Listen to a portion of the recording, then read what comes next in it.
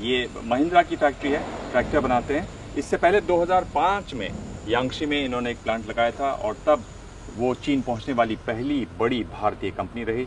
संजय मोहिनी जी, आपसे मैं ये जानना चाहता हूँ कि क्या चीन जब आप आते हैं तो क्या फ़र्क पाते हैं भारत और चीन के मुकाबले में, ख़ासतौर पर इस इतनी बड़ी अगर आपको एक फैक्ट्री लगानी हो तो? यहाँ फैक्ट्री लगाना इतना कंपैरेटिवली ईजियर है। गवर्नमेंट का बहुत हेल्प होता है, गवर्नमेंट मदद देती है। हाँ, काफ़ी सारी मदद करती है। एक्विजिशन ऑफ लैंड से, और एक्विजिशन ऑफ लैंड से, taxation benefits, dealing with all governmental Windows, ऐसा मोरलेस सिंगल विंडो टाइप अप्रोच है यहाँ पर गवर्नमेंट का। तो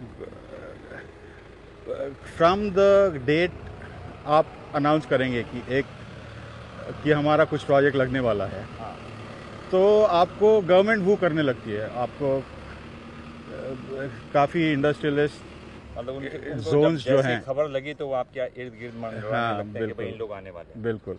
और हर एक प्रोविंस आपको कन्विंस करने की कोशिश करेगा कि आप उनके प्रोविंस में जाएं, उनके इकोनॉमिक जोन्स में इन्वेस्ट करें। महिंद्रा एंड महिंद्रा एक बड़ी कंपनी है, लेकिन कई छोटे निवेशक भी हैं जिन्होंने भारत की बजाय चीन में फैक्ट्री लगाने का फैसला किया है। इन्हीं में जियांगसू में फैक्ट्री लगाने वाले जैकी भगनानी भी हैं। मैंने इंडिया में भी ऑलमोस्ट 1 ईयर बिजनेस किया और चाइना में भी पैरेलली बिजनेस किया, जस्ट टू ट्राई आउट। तो जो रिज़ल्ट था, बीइंग एन इंडियन, मेरे लिए इंडिया थोड़ा कन्वीनियंट था। मुझे ज़्यादा इंडिया में मज़ा आता काम करने में, बट रिज़ल्ट था वो चाइना ज़्यादा अच्छा था मेरे लिए। India was too slow. Jay Kishan Bhagnani और महिंद्रा ग्रुप का अनुभव ये बताता है कि चीन में फैसले जल्दी लिए जाते हैं और ज्यादातर फैसले स्थानीय लेवल पर ही ले लिया जाता है, चाहे मामला जमीन अधिग्रहण का हो या सड़क, बिजली, पानी का। भारत में जमीन अधिग्रहण को एक कानूनी प्रक्रिया से गुजरना पड़ता है। विस्थापित होने वालों के पुनर्वास पर ध्यान देना पड़ता है। लोकतांत्रिक देश होने की वजह से जमीन अधिग्रहण और पुनर्वास भारत की सरकार के लिए बड़ा मुद्दा होता है, जबकि विकास के शुरुआती दौर में चीन की सरकार की नजर आर्थिक विकास पर रही। किसी भी तरह के विरोध को कुचल दिया गया। चीन विकास की हर तरह की कीमत चुकाने के लिए तैयार रहा है। चीन सरकार ने अपने चर्चित 3 गॉर्जेस बांध बनाने का ऐलान 1994 में किया और 4 जुलाई 2012 को बिजली पैदा करना शुरू कर दिया। इसके लिए 13 बड़े शहर, 140 कस्बे, 1600 गांवों को खाली कराया गया। इसके निर्माण के दौरान पर्यावरण से जुड़े सवाल को भी दरकिनार कर दिया, जबकि भारत में हाल के दिनों में जाकर नर्मदा बांध तैयार हुआ। नर्मदा बांध बनाने की सोच शुरू हुई 1979 में, काम पूरा हुआ 2006 में। इस दौरान बांध की ऊंचाई और विस्थापन के सवाल पर लगातार काम रुकता रहा। I think that, I wrote also in my book about the Narmada Dam protest movement, which I think at least that's taken a long time. It's slowed down the development of that dam, which many people felt was unnecessary.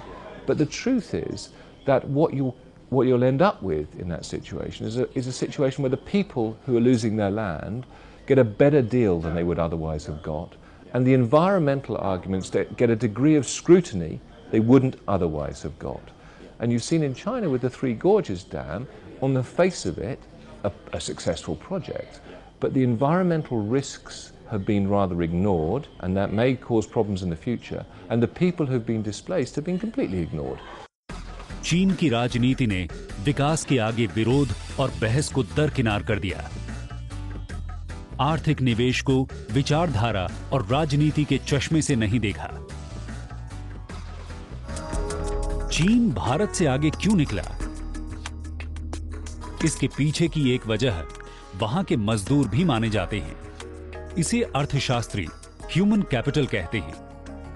1980 में जब चीन ने आर्थिक बदलाव शुरू किए, तब वहां की साक्षरता तकरीबन 65% थी, जबकि भारत की साक्षरता दर 37%। इतना ही नहीं, पढ़े लिखे होने के साथ साथ काम में चीन की महिलाओं की भागीदारी 74% की है, जबकि भारत में सिर्फ 34% की है। निवेशकों के लिए इससे भी बड़ी बात यह थी कि हड़ताल, यूनियनबाजी या तालाबंदी का डर चीन में बिल्कुल भी नहीं है। तो क्या भारत को भारत की राजनीतिक व्यवस्था ने पीछे ढकेला है? नोबेल पुरस्कार से सम्मानित अर्थशास्त्री अमर्त्य सेन का कहना है कि भारत चीन से कितना पीछे है, भारत चीन से आगे निकल पाएगा या नहीं, ऐसे सवालों में फंसना नहीं चाहिए। लोकतंत्र ने भारत को मजबूत किया है, लेकिन आम लोगों की अहम जरूरत के मामले में भी भारत चीन से बहुत पीछे है। भारतीयों की औसत आयु 66 साल है, जबकि चीनियों की 73। भारत में जन्म लेने वाले हर 1000 बच्चों में 66 बच्चे 5 साल की उम्र पार नहीं कर पाते, जबकि चीन में बाल मृत्यु दर है 13। उसी तरह भारत में 15 साल से ऊपर के 63% लोग पढ़े लिखे हैं, जबकि चीन में 94%। क्या इन आंकड़ों के लिए भी लोकतंत्र को जिम्मेदार ठहराया जा सकता है? देखना है कि नरेंद्र मोदी की टीम चीन से कौन से सबक लेती है और क्या छोड़ती है।